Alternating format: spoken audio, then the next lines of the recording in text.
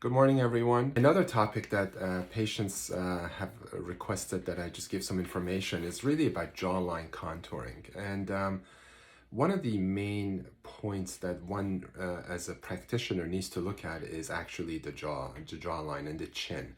It is an area where we actually, again, can get diminished bone, the bone resorbs and therefore the support is gone. There's also genetic deficiencies of bone in people who basically have receding chin. There's ways to assess it by basically just looking at different angles. There's science behind it that basically during the examination, I look at patients where we can actually see where the lips, do they align perpendicularly with the chin? And that is a good way to assess whether somebody has a receding chin. When the chin is properly supported, it actually supports the jawline, it actually supports the neck. In addition, the jawline may be actually hypertrophic in people who have what we call masseter hypertrophy due to clenching their teeth, and therefore they get this square jawline. So in those situations, Botox can actually create a slim face. But majority of the patients, by assessing, I can tell what is necessary. And it's an important area not to overlook. And there are a variety of options in terms of fixing the jawline by improving those jowls, by tightening them.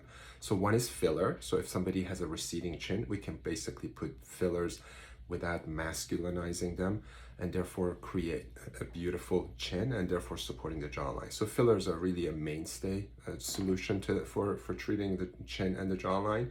There's non-surgical options, such as what I call Evoke, which is basically delivering radio frequency energy through the skin. And what that does, it basically, in patients who have fullness and excess fatty tissue, it can really dissolve the fat a little bit, but also cause tightening. And that requires several sessions with no recovery.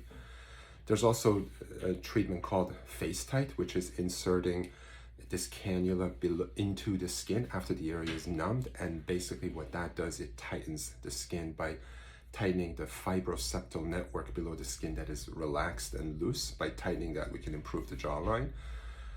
Evoke, it takes about 5 to 6 treatments. It's a simple treatment that takes about an hour. We see patients every week or two to do that. Face Tight is one treatment, and then it really does a beautiful job of contouring the jawline. One can use threads to use them. I have to really pick my patients carefully because with threads, we really don't get more than about maybe 6 months to a year out of it, and that's been my experience.